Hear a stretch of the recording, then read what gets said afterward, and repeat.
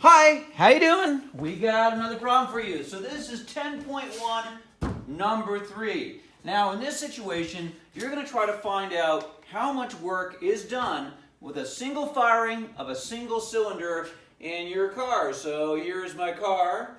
Now I know what you're probably thinking. You're probably thinking, Mr. Merritt, don't you drive an electric car? Well, yeah. But I'm just going to kind of suspend disbelief. We're going to pretend that somewhere in this car there is a motor with 6 cylinders all firing away to make this car zoom forward. But we're going to find out the amount of work done by just one cylinder firing just once. So how do we do this? Well, we're using our old formula. Work is equal to pressure times the change in the volume. Now, here's the problem.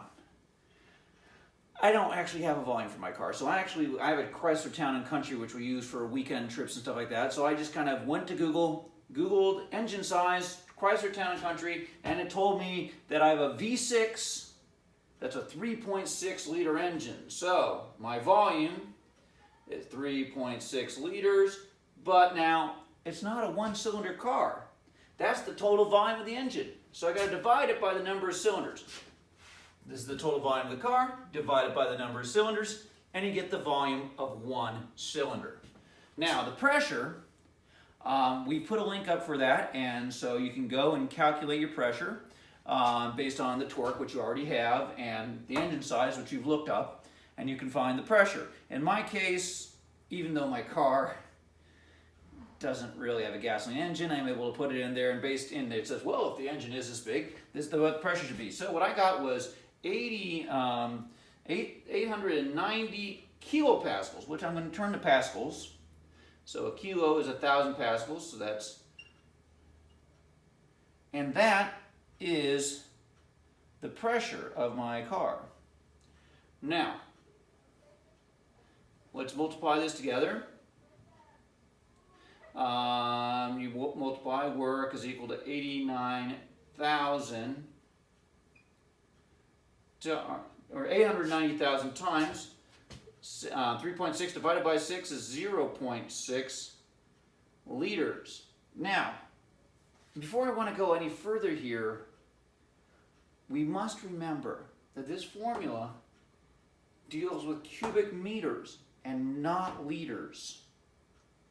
If I put this number in, it's going to think that it's 0.6 cubic meters, which would mean that the inside of the cylinders would be big enough for someone my size to crawl in there, which is not the case. We have to change that the liters into cubic meters. So in order to do that, I have to divide by 1,000.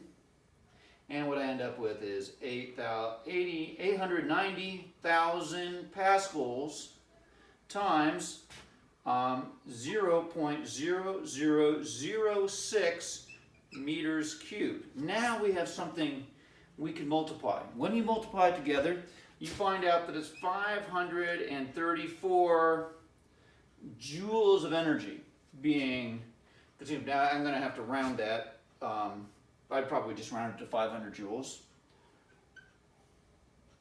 which is kind of silly because, quite frankly, this is all made up. So what's precision if something's just made up? Now, 500 joules. You're probably thinking, Mr. Merritt, 500 joules.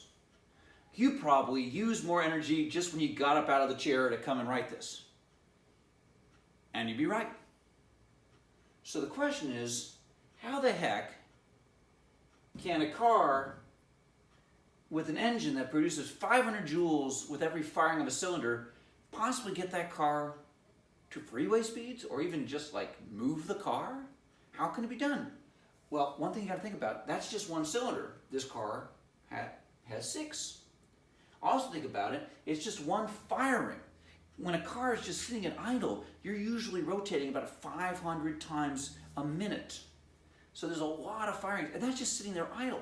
Sometimes when you're going, the car gets up to the point where it's 6,000 RPMs, that's 100 rotations a second.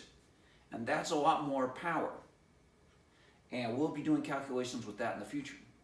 So, anyway, I hope you have a nice afternoon. Have a nice time.